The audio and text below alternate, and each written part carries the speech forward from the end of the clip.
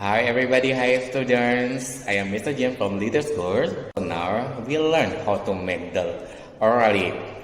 And then my students will practice how to make oralite. Keep watching.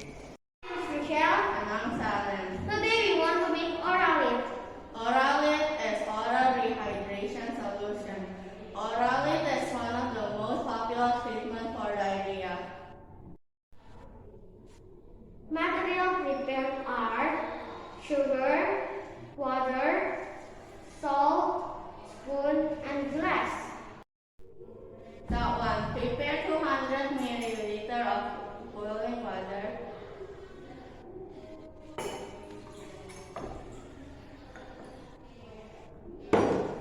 Step 2. Pour a half tablespoon of salt.